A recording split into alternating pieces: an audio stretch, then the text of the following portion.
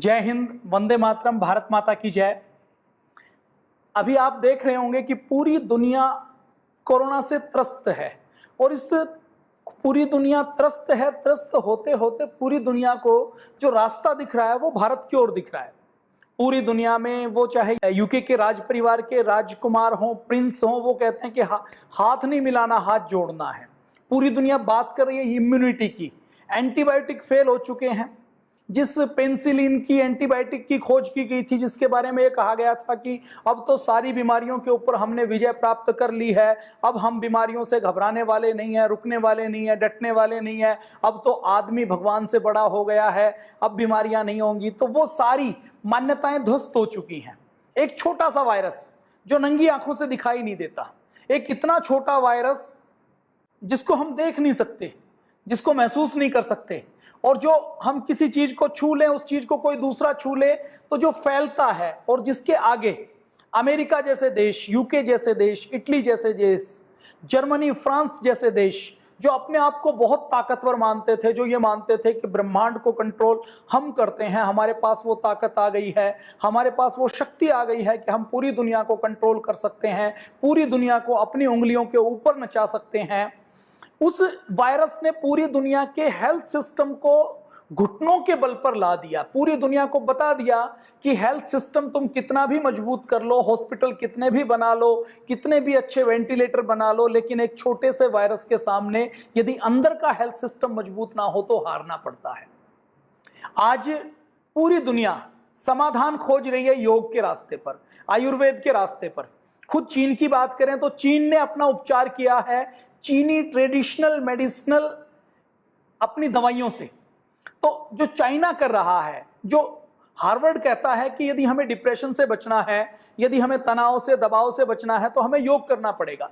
जब पूरी दुनिया ये कर रही है और हम जो पूरी दुनिया को योग देने वाले हैं, आयुर्वेद देने वाले हैं, हमसे मतलब हम सारे भारतवासी ऐसे लोग जिनके पूर्वज ये भारतीय थे, जिनके पूर्वजों ने योग के ऊपर रिसर्च की, जिनके पूर्वजों ने आयुर्वेद के ऊपर रिसर्च की, वो सब हमने दोबारा से योग को पूरी दुनिया में पहुंचाया। परम पूज्य स्वामी जी महाराज के पावन सानिध्य में पूज्य स्वामी जी और श्रद्धेय आचार्य जी, जो आपका प्रतिरूप हैं, जो हम सब के एक प्रतिनिधि के रूप में है, हम सब के सपनों को पूरा करने वाले हैं, उन्होंने पहले पूरी दुनिया में योग पहुंचाया। योग क्या करता है? इम्यूनिटी को बूस्ट करता है। आयुर्वेद पहुंचाया। आयुर्वेद में आधुनिक विज्ञान तो केवल दवाइयों की टेस्टिंग करता है, ट्रायल करता है, क्लिनिकल कंट्रोल ट्रायल करता है, और कितने लोगों के ऊपर करता है? 100, 200, 500, 1000, 5000 लोगों के ऊपर करता है। और वाइड ट्रायल, अगर हम बड़े स्टेप की बात करें तो कुछ लाख लोगों के ऊपर करता है। लेकिन हमारे महर्षि चरक और सुश्रुत ने तो हजारों साल पहले ऐसे ऐसे ट्रायल करे हैं जिसमें बिना माइक्रोस्कोप के उन्होंने बता दिया कि हल्दी के अंदर जो करक्यूमिन होता है उसके अंदर एंटीबैक्टीरियल, एंटीवायरल, एंटी फंगल गुण होते हैं। वो किस ग्रंथ में उन्होंने देखा होगा? कौन सी लैब रही होगी जिसमें उन्होंने रिसर्च किया? उन्होंने क्या अनुसंधान किया होगा? आप कल्पना करके देखिए। शहद के गुण उन्होंने बता दिए, एक एक औषधि के गुण बताए, और औषधि के गुण केवल एक परिप्रेक्ष्य में नहीं बताए। औषधि के जड़ के अलग गुण बताए हैं, औषधि की छाल के अलग गुण बताए हैं, तने के अलग गुण बताए हैं, फूल के अलग गुण बताए हैं, फल के अलग गुण बताए हैं, और फूल और फल के बाद फल के छिलके के अलग गुण बताए हैं, गुठली के अलग गुण बताए हैं। एक ही पदार्थ जिसको हम भिगो दें तो उसकी तासीर कैसी रहेगी, उसका इंपैक्ट हमारी एक एक कोशिका के ऊपर, हमारे एक एक ऑर्गन के ऊपर, हमारे एक एक सेल के ऊपर, कोशिका के ऊपर कैसा आएगा, ये चिंतन किया है। कि भीगा हुआ बादाम हो तो उसका इंपैक्ट ये आएगा, और वो बादाम यदि सूखा खाएं तो ये आएगा। अंजीर को भिगोकर खाएं तो ये आएगा, सूखा खाएं तो ये खाएं। दूध का इंपैक्ट ऐसा आएगा, दूध का दही बना दे तो इंपैक्ट ऐसा आएगा, लस्सी बना दे तो ऐसा इंपैक्ट आएगा, और लस्सी को छोड़कर उसकी छाछ बना दी बिना बटर की, बिना क्रीम की, तो उसका ऐसा असर आएगा। ये चिंतन करने का काम हमारे ऋषि मुनियों ने किया है, हमारे आयुर्वेद के वैज्ञानिकों ने किया है। चिंतन केवल ये नहीं किया कि एक दवा, अभी आज का विज्ञान क्या कहता है कि एक केमिकल, एक साल्ट, एक हार्मोन सबके ऊपर बराबर असर करता है। फिर वो क्या करते हैं कि सबके ऊपर बराबर असर करता है तो वो दवाई सारे मौसम में बराबर असर करती है। यदि हम बात करें हमारे आयुर्वेद की, तो हमने केवल तत्वों की खोज नहीं की, केवल उसके असर की पहचान नहीं करी, हमने असर की भी इस लेवल तक पहचान की है कि हमने अलग अलग व्यक्तियों की कैटेगरीज तय की हैं। इनकी प्रकृति है, इनकी पित्त की है, इनकी कफ की है, और उसमें भी जिनकी मिली जुली है वो तय की है। उसके हिसाब से कोई वस्तु हो सकता है किसी एक व्यक्ति के लिए उपयोगी हो, उस वस्तु के गुण धर्म वही है, लेकिन वो दूसरे व्यक्ति के लिए हो सकता है उपयोगी ना हो। और एक वस्तु एक व्यक्ति के लिए उपयोगी है, हो सकता है वो किस ऋतु में उपयोगी ना हो। हमने ये तक बायोलॉजिकल क्लॉक के ऊपर रिसर्च करके ये तय किया है कि ये मूली है, ये कढ़ी है, ये वो पदार्थ है जिसको हम सुबह सेवन करेंगे तो इसका प्रभाव ऐसा होगा, दिन में सेवन करेंगे तो प्रभाव ऐसा होगा, रात को सेवन करेंगे तो ऐसा प्रभाव होगा। आप कल्पना करके देखिए कितना माइन्यूट माइक्रो साइंस रहा होगा, कितना सुपर साइंस रहा होगा। तो ये हमारा सुपर साइंस रहा है, हमारे ऋषियों का रहा है, हमारे मुनियों का रहा है। आज पूरा सिलसिलेवार हम बात करेंगे कि पतंजलि का विरोध क्यों हो रहा है। ये जो बातें निकाल के ला रही है ना कि लेटर नहीं लिखा, सूचना नहीं दी, बताया नहीं गया, ट्रायल किया गया कि नहीं किया गया, अनुमति ली गई या नहीं ली गई। देखिए, यदि गुड़ के अंदर मिठास है तो उस मिठास को आप किसी पैकिंग में पैक करेंगे तो भी मीठा रहने वाला है। आप उस गुड़ का कोई सर्टिफिकेट बनाकर सर्टिफिकेट लगाएंगे तो भी मीठा ही रहेगा। उसके लिए आप ISO, ओसास, LMP, GMP जितने भी सर्टिफिकेट ले लेंगे तो भी गुड़ गुड़ रहेगा। गुड़ मीठा है तो गुड़ कड़वा नहीं हो सकता। अग्नि की प्रकृति है जलाना, तो अग्नि जलाएगी। चाहे आप किसी भी बड़े बड़े हार्वर्ड से, ऑक्सफोर्ड से आप लिखवा लें कि अग्नि ये शीतल है, तो अग्नि शीतल हो नहीं सकती। तो जो पदार्थ का गुण धर्म है वो रहेगा। तो पतंजलि ने जो किया है वो 100% मानवता के हित में किया है, मानवता के कल्याण के लिए किया है। और हम बात करेंगे, देखिए, दाऊद इब्राहिम, हाफिज सईद, मसूद अजहर, अफजल गुरु, कसाब, इन सब के ऊपर जितनी FIR दर्ज नहीं की जाती, आतंकवादियों के ऊपर जो FIR दर्ज नहीं की जाती, उतनी 2011-12 का मुझे ध्यान है, एक दिन में 84 FIR परम पूज्य स्वामी जी महाराज के ऊपर दर्ज की गई थी। आज दाऊद इब्राहिम खुला घूम सकता है, हाफिज सईद घूम सकता है, मसूद अजहर घूम सकता है, लेकिन पूज्य स्वामी जी महाराज के बारे में राजस्थान का एक मंत्री बयान देता है कि यदि पतंजलि ने लोगों का उपचार किया, पतंजलि ने कोरोना की दवाई, पतंजलि ने इम्यूनिटी को बूस्ट करने से, कोरोना से बचाने का कोई उपचार अगर बताया और राजस्थान के लोगों को बताया, तो पतंजलि को उठाकर उसके ऊपर गहरी कार्रवाई की जाएगी, उसको जेल में डाल दिया जाएगा। महाराष्ट्र की सरकार FIR दर्ज करती है, राजस्थान के मंत्री को बयान देना पड़ता है, दबाव दिया जाता है। और दबाव किस तरीके का दिया जाता है? दबाव इतना गहरा दिया जाता है कि कैसे भी करके पतंजलि को रोकना है, पतंजलि को आगे नहीं बढ़ने देना। पतंजलि ने यदि दवाई बना दी तो पता नहीं कितना बड़ा नुकसान हो जाएगा, पतंजलि के कारण कितना बड़ा नुकसान होने वाला है। ये सारी चीजें दिखाई जा रही हैं, बताई जा रही हैं, लोगों को महसूस करवाई जा रही हैं। अब देखिए, एक व्यक्ति जिसने सारे नियम कायदे कानून को ताक पर रखा और नियम कायदे कानून को ताक पर रख के एक भीड़ जमाई और उस भीड़ को फिर पूरे देश के अलग अलग हिस्सों में भेज दिया। आज मुझे लगता है 4 महीने हो चुके हैं, 3 महीने तो हो ही चुके, 80-90 दिन। उन 3 महीनों में FIR मुझे नहीं पता दर्ज हुई या नहीं हुई, 5-6 दिन पहले तक उस व्यक्ति को, मौलाना साद को, देखिए कोई धर्म की बात नहीं है, हम सब धर्मों का सम्मान करते हैं, सब बराबर हैं, जो अच्छे लोग हैं उन सबका सम्मान होना चाहिए, और जो अच्छे लोग नहीं है वो किसी भी धर्म के हैं उनकी आलोचना होनी चाहिए। तो वो उनके ऊपर कोई कार्रवाई नहीं की जाती, उनको आज गिरफ्तार भी नहीं किया जाता। 80 दिन बाद भी क्राइम ब्रांच ये पता नहीं लगा पाई कि वो कहां पर है। वो टीवी के ऊपर आकर इंटरव्यू देते हैं, उनके ऊपर कार्रवाई करने के लिए राजस्थान से कोई मांग नहीं है, महाराष्ट्र से कोई मांग नहीं है। महाराष्ट्र में कोरोना फैला, राजस्थान में कोरोना फैला, तो बड़ा योगदान कुछ लोगों का रहा, जिनकी लापरवाही का रहा, उनके ऊपर कोई कार्रवाई नहीं। आज हम देखते हैं तो पूज्य स्वामी जी के ऊपर केस दर्ज किया जाता है अपने देश में और पूरी दुनिया में। जो लोग कहते हैं कि हमने क्लिनिकल कंट्रोल ट्रायल किया, उनके क्लिनिकल कंट्रोल ट्रायल की हैसियत क्या है, वो कैसा क्लिनिकल कंट्रोल ट्रायल करते थे, आप अंदाजा लगा लीजिए। वो ऐसा क्लिनिकल कंट्रोल ट्रायल करते थे, वो इतने वैज्ञानिक रहे हैं कि वो लोगों को जीते जी संत की उपाधि देते हैं। और संत की उपाधि कैसे देते हैं? वो कहते हैं कि मदर टेरेसा ने चमत्कार किया था। क्या चमत्कार किया था? कि उसने छूकर किसी व्यक्ति के गले के कैंसर को ठीक कर दिया था। वो लोग क्लिनिकल कंट्रोल ट्रायल का सर्टिफिकेट देने का काम कर रहे हैं। वो कहते हैं कि हम संत उसको मानेंगे, संत उसको बनाएंगे जो कोई ना कोई अजूबा दिखाएगा, जादूगरी दिखाएगा, चमत्कार दिखाएगा। और मदर टेरेसा के बारे में ये कहा जाता है, देखिए उन्होंने जो अच्छे काम किए वो ठीक है, अच्छे काम यदि उन्होंने मानवता के हित में किए तो उनका पूरा सम्मान है, लेकिन हम देखें तो 2 चमत्कार उन्होंने किए थे। 2 चमत्कार कौन से किए थे? उन्होंने 2 चमत्कार ये किए थे कि एक व्यक्ति को छूकर उन्होंने ठीक कर दिया था, और उन 2 चमत्कारों के बल पर उनको संत की उपाधि दी गई थी। परम पूज्य स्वामी जी महाराज और श्रद्धेय आचार्य जी ने कोई चमत्कार नहीं किया, उन्होंने कोई चमत्कार दिखाया और बताया नहीं। उन्होंने कहा कि ये अश्वगंधा है, ये गिलोय है, ये तुलसी है, इसका प्रयोग करेंगे तो इम्यूनिटी बूस्ट हो जाएगी। और ये केवल पूज्य स्वामी जी ने नहीं कहा, अश्वगंधा के ऊपर तो जापान के इंस्टीट्यूट और जापान के साथ साथ अश्वगंधा की हम बात करें तो अश्वगंधा के ऊपर जापान की संस्था और दिल्ली आईआईटी ने 20 मई को शोध किया था। उन्होंने डिटेल में इसके बारे में लिखा है कि अश्वगंधा का यदि हम प्रयोग करते हैं तो वो कोरोना वायरस के ऊपर ऐसा कुछ प्रोसेस होता है कि जिसमें कोरोना वायरस मल्टीप्लाई होना बंद हो जाता है। तो पूज्य स्वामी जी महाराज ने किसी को छूकर ठीक नहीं किया, कोई ढोंग आडंबर पाखंड नहीं किया, तो उनके खिलाफ तो आज टीवी के ऊपर हेडिंग चलती है, हेडलाइन चलती है पतंजलि के बारे में, जिन्होंने रिसर्च इंस्टीट्यूट बनाया हुआ है। देश के प्रधानमंत्री, लोकप्रिय प्रधानमंत्री, ईमानदार प्रधानमंत्री, कर्मठ प्रधानमंत्री आकर उसका इनॉग्रेशन करते हैं।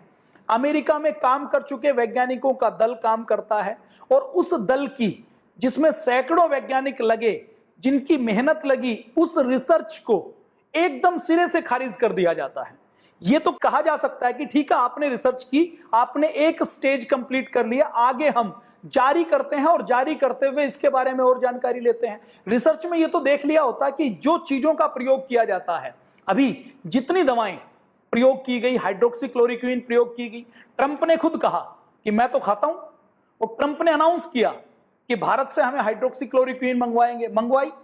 पूरी अमेरिका के एक बड़े हिस्से ने खाई, खाकर साइड इफेक्ट हुआ, साइड इफेक्ट होकर पता लगा, और ट्रंप ने जो अनाउंसमेंट किया, दुनिया ने जो हाइड्रोक्सीक्लोरोक्वीन खाई, वो दवा कोई कोरोना की नहीं थी, लेकिन फिर भी खाई, किसी ने सवाल नहीं किया। हाइड्रोक्सीक्लोरोक्वीन के तो नुकसान है, हम तुलसी, गिलोय, अश्वगंधा लेते हैं, मान लीजिए किसी व्यक्ति को XYZ को कोरोना नहीं है, होने की संभावना है, नहीं है, उसको दे दिया जाए तो इसका साइड इफेक्ट क्या है? इसका क्या कोई 1% भी साइड इफेक्ट है क्या? इसका उपचार कितना है? ये क्लिनिकल कंट्रोल ट्रायल हुआ है, आवश्यकता है तो और ट्रायल हो सकती है, लेकिन हमारी इस परंपरा को, इस पद्धति को सिरे से खारिज करना कौन सी समझदारी की बात है? ये समझ में नहीं आता। वो लोग जो चमत्कार को नमस्कार करते हैं, छूकर ठीक करने का दावा करते हैं, उनको तो हम भगवान मानते हैं, उनको तो हम सेवाभावी मानते हैं। और एक पतंजलि जो आधुनिक मशीनों का प्रयोग करती है, सेल लाइन ट्रायल करती है, जानवरों के ऊपर प्रयोग करती है, पूरा प्रोसेस का फॉलो करती है, प्रोसेस फॉलो करते हुए साइंटिस्ट के आधार पर, साइंटिस्ट को, रिसर्चर को रखती है, पेशेंट के ऊपर ट्रायल करती है, ट्रायल की फॉर्मेलिटीज पूरी करती है, फिर भी उसको दिखाया क्या जाता है कि जैसे पतंजलि ने यदि कोई दवा बता दी, आप मान लीजिए एक बार की कि पतंजलि की दवा 100% काम नहीं करती, तो मैं आपसे पूछता हूं, कोई एक रोग आप बता दीजिए एलोपैथी का, जिसमें एलोपैथी की दवा 100% काम करती हो। बुखार में पैरासीटामोल लेते हैं, क्या सबका बुखार उतर जाता है? क्या सबका बुखार ठीक हो जाता है? कोई भी दवा चिकित्सा विज्ञान में हर व्यक्ति के ऊपर अलग असर करती है। किसी दवा के बारे में ये नहीं कह सकते कि ये 100% काम करती है। लेकिन पतंजलि के बारे में क्या दिखाया गया कि पतंजलि ने दवा लॉन्च की तो मानवता का पता नहीं कौन सा कितना बड़ा गुनाह कर दिया और अत्याचार कर दिया कि उठाकर बिहार के मुजफ्फरपुर में FIR दर्ज हो जाती है कि पूज्य स्वामी जी और श्रद्धेय आचार्य जी तो हाफिज सईद, मसूद अजहर, दाऊद इब्राहिम से भी बड़े क्रिमिनल हैं, इनके ऊपर तो FIR दर्ज करनी चाहिए, इनको तो तत्काल गिरफ्तार करना चाहिए। ये दिखाया जाता है, ये बताया जाता है। कितना बड़ा अपराध दिखाया जाता है कि जैसे किम जोंग है ना, नॉर्थ कोरिया का जो पागल है, जो पूरी दुनिया को तबाह करने का सपना देखता है, कि जैसे पतंजलि ने कोरोना की दवाई बनाकर कोई ऐसा गुनाह किया हो कि कोई परमाणु बम का विस्फोट कर दिया हो, परमाणु बम बना लिया हो, कोई मिसाइल बना ली हो, ऐसा दिखाया जा रहा है कि पतंजलि का गुनाह तो पता नहीं कितना बड़ा है कि ये तो दुनिया को तबाह कर देंगे। एफआईआर दर्ज की जा रही है। किसके लिए? कि जिसका कोई साइड इफेक्ट नहीं, जिसके लिए कुछ खर्च नहीं करना। दिक्कत क्या है कि पूज्य स्वामी जी महाराज और पतंजलि ने वो उपचार बता दिया जो लोगों के रसोई घर में उपलब्ध है। गिलोय लोगों के घर के आंगन में लगी हुई है। अश्वगंधा लोगों के घर में, खेत में जाएं तो खेत की मुंडेर के ऊपर अश्वगंधा का पौधा खड़ा हुआ है। अश्वगंधा के पौधे की खेती करने की जरूरत नहीं पड़ती, उसका सीड, उसका बीज किसी मल्टीनेशनल पायोनियर जैसी कंपनी से खरीदने की जरूरत नहीं पड़ती, उसका बीज कोई सोने के भाव नहीं बिकता, वो खेत में जाते हैं तो फ्री में मिल जाती है। गिलोय फ्री में मिल जाती है। तुलसी हर घर के आंगन में लगी हुई है। तो दिक्कत इस बात की है कि कोरोना नाम की जो बीमारी का हव्वा जो वुहान की लैब से खड़ा किया गया था, जिसके आधार पर यह षड्यंत्र रचा गया था कि हमें करोड़ों लोगों को कोरोना का ट्रीटमेंट के नाम पर दवाई बेचनी है और दवाई बेचने के नाम पर करोड़ों लोगों से लाखों करोड़ की लूट करनी है। पहला फेज ये था कि वायरस को बनाया गया, दूसरा फेज उस वायरस के नाम पर डराया गया, तीसरा फेज उस वायरस के नाम पर, डराने के नाम पर उसकी दवाई बेचने का फेज था, और चौथा फेज दवाई बेचकर करोड़ों डॉलर कमाने का फेज था। अब पतंजलि में दिक्कत क्या है कि भारत के बारे में यह रिपोर्ट दी जाती थी कि भारत के अंदर लोग समझदार नहीं है, पढ़े लिखे नहीं है, तो भारत के अंदर तो कोरोना जब फैलेगा तो ब्रस्ट होगा। लेकिन अगर हम भारत का रिकवरी रेट देखते हैं तो दूसरे देशों से अच्छा है। क्यों? क्योंकि एक बाबा जो जमीन पर सोता है, 2 कपड़े पहनता है, जो थोड़ा सा खाना खाता है, एक ऐसा आचार्य जो खुद की परवाह नहीं करता, जो सेवा में लगा रहता है, जो महर्षि धन्वंतरी के सुश्रुत के चरक के फार्मूले सुबह शाम टीवी के ऊपर बिना पैसा खर्च किए गए रसोई घर से कैसे ठीक कर सकते हैं, घर के आंगन में नीम का पेड़ है, अमरूद का पेड़ है, बबूल का पेड़ है, उससे कैसे ठीक कर सकते हैं, वो लगे हुए हैं। तो उन्होंने पूरे भारत के 130 करोड़ लोगों को बता दिया कि ये जो गिलोय है इसको लेते रहो, इसको पीते रहोगे तो कोरोना नहीं आ सकता। आ भी गया तो इम्यूनिटी इतनी बूस्ट हो जाएगी कि अमेरिका का बाहर का इंफ्रास्ट्रक्चर, अमेरिका के हेल्थ का सिस्टम तो फेल हो सकता है लेकिन अंदर के हेल्थ का सिस्टम फेल नहीं होगा। ये 100 करोड़ लोगों को बता दिया। तो आज रिकवरी रेट भारत का बहुत अच्छा है। भारत के अंदर संक्रमण फैलने की संभावनाएं बहुत ज्यादा है। लोगों को यह लगता था कि भारत के अंदर इतनी डेंस पॉपुलेशन है कि भारत के अंदर तो कोरोना ब्रस्ट होगा, लेकिन बाबा एक सन्यासी फार्मूला निकाल कर आया कि घर में आप तुलसी के पत्ते ले लीजिए, आप गिलोय ले लीजिए, और तुलसी के पत्ते गिलोय आपने ले ली तो आपको कोरोना या तो होगा नहीं, होगा तो आपकी इम्यूनिटी इतनी बूस्ट हो जाएगी कि आपको पता नहीं लगेगा, पता भी लग गया तो रिकवरी होने के चांसेस बढ़ जाएंगे। लेकिन बदले में उस बाबा जी को, जिसको नोबेल प्राइज मिलना चाहिए, देखिए दुनिया में नोबेल प्राइज किसको दिया जाता है? एक व्यक्ति जिसने कार्बोहाइड्रेट की खोज कर ली कि खाने के अंदर, गेहूं के अंदर कार्बोहाइड्रेट होता है और इससे इतनी एनर्जी मिलती है, उसको नोबेल प्राइज मिल जाएगा। एक व्यक्ति ने विटामिन सी खोज लिया तो नोबेल प्राइज मिल जाएगा। कितना पश्चिम का विज्ञान बोना रहा है। जो क्लिनिकल कंट्रोल ट्रायल की बात करते हैं वो अरस्तु को अपना प्रमाण मानते रहे। मैं 15वीं शताब्दी की आपको बात बताता हूं। लंदन के जो वैज्ञानिक हैं वो बैठे रहते थे और बैठकर किसी भी बात के ऊपर बहस होती थी तो वो अरस्तु को प्रमाण मानते थे कि इसमें पन्ने पलट कर देखो अरस्तु ने क्या कहा है। मतलब जो अरस्तु ने कह दिया वही फाइनल है। अरस्तु से आगे, अरस्तु से पीछे, दाएं बाएं कुछ सोचना नहीं है। तो एक बार लंदन के एक हॉल में बहस चलती है कि घोड़े के मुंह में दांत कितने होते हैं। 4 घंटे तक बहस चलती रहती है। वैज्ञानिक बैठे हैं, पढ़े लिखे लोग जो लंदन के कहे जाते हैं, वो बैठे हुए हैं कि बहस करते हैं कि घोड़े के मुंह में कितने दांत हैं। तो फिर वो कहते हैं कि चलो अरस्तु को की पुस्तक लेकर आओ, अरस्तु ने क्या कहा इसके बारे में। अब वहीं पर एक युवा बैठा हुआ होता है, वो कहता है कि बाहर घोड़ा गाड़ी खड़ी है।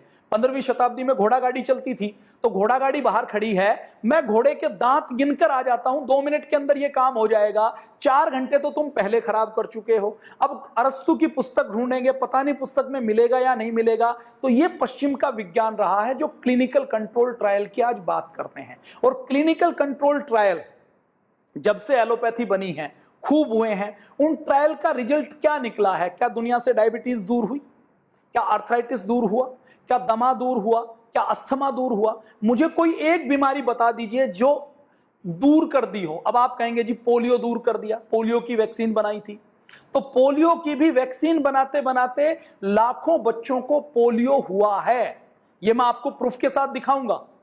तो ये आधुनिक विज्ञान कितना बोना है कि इसमें कोई विटामिन सी की खोज कर लेगा तो उसको नोबेल प्राइज मिल जाएगा, विटामिन डी की खोज कर ली तो नोबेल प्राइज मिल जाएगा, ब्लड के ग्रुप अलग अलग आइडेंटिफाई कर दिए तो नोबेल प्राइज मिल जाएगा। तो बाबा जी, आचार्य जी, स्वामी जी ने जो काम किया है वो नोबेल प्राइज का काम किया है कि एक रास्ता दिखाया है कि अंदर की इम्यूनिटी को बूस्ट कर लो, अंदर की इम्यूनिटी को स्ट्रॉन्ग कर लो तो कोरोना नहीं आएगा। देखिए, कोरोना की वैक्सीन बना लेंगे तो कोरोना का छोटा भाई आ जाएगा, कल को कोरोना का बड़ा भाई आ जाएगा। ये जो नोबल कोविड कोरोना है ये एक फैमिली है। आपने बहुत व्हाट्सएप के ऊपर आपने इमेजेस देखी होंगी, जिस इमेजेस के अंदर आपने देखा होगा कि 10+2 की बायोलॉजी की बुक में कोरोना वायरस की चर्चा है। वो कोरोना वायरस का अलग प्रकार है। अभी भी ये कहा जाता है कि अकेले कोरोना के अलग अलग कोरोना की वैरायटी है वो 50 से ज्यादा है।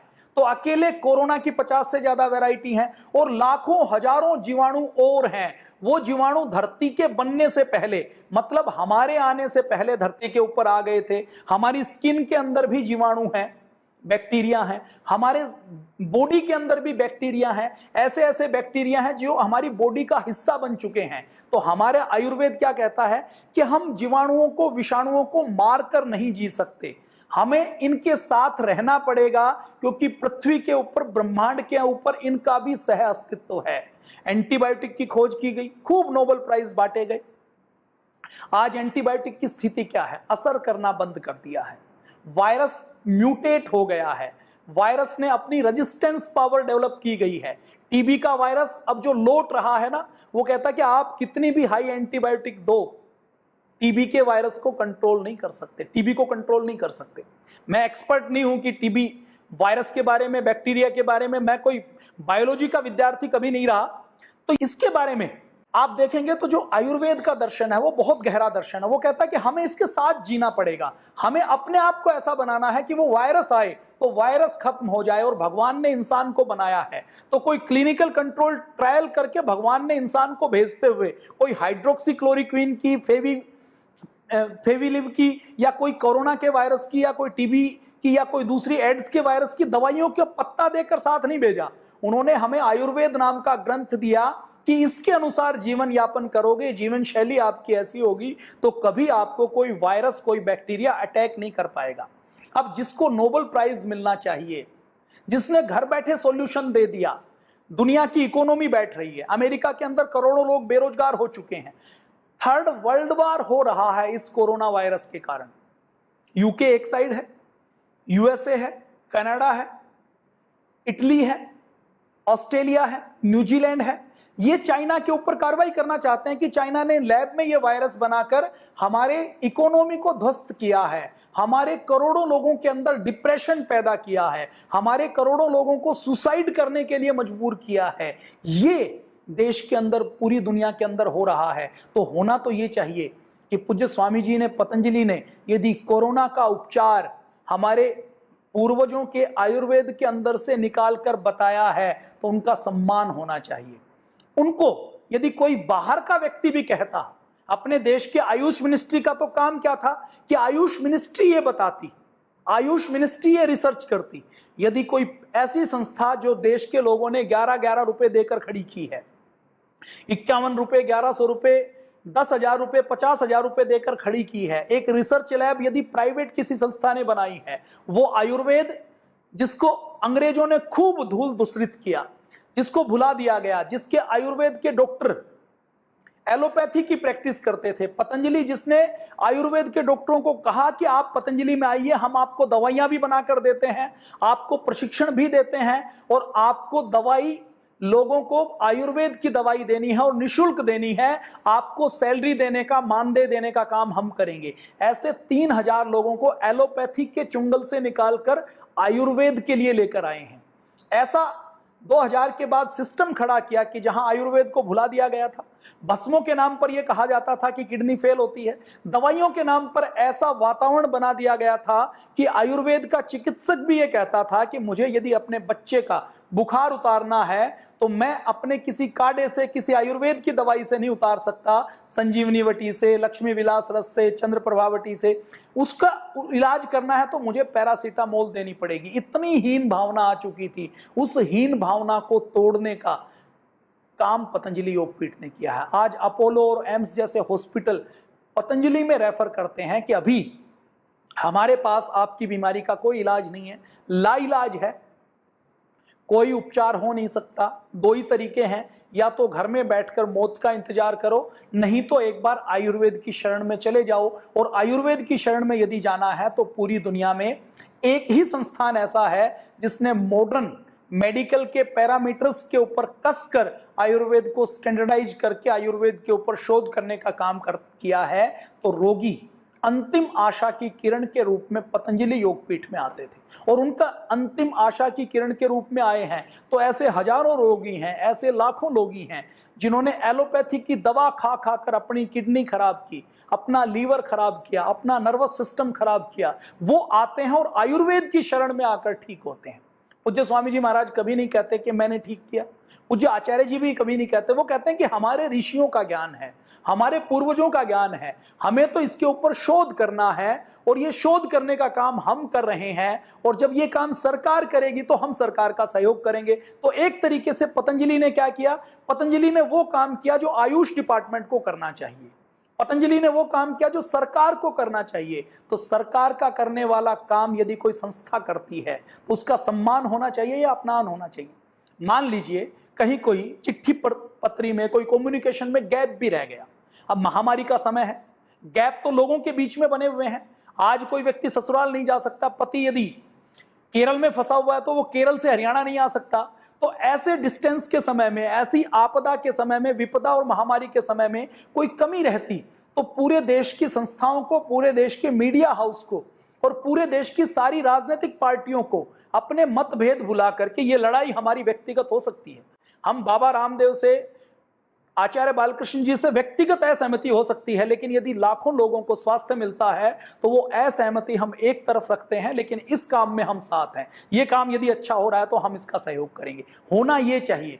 विदेश से भी यदि कोई आरोप लगाता तो उसका भी उत्तर देना चाहिए था। हो क्या रहा है? देश के लोग कोई आरोप नहीं लगा रहे, पूरा सोशल मीडिया ये भरा हुआ है कि बाबा रामदेव का विरोध इसलिए हो रहा है क्योंकि बाबा रामदेव ने केवल 500 रुपए में इलाज दे दिया।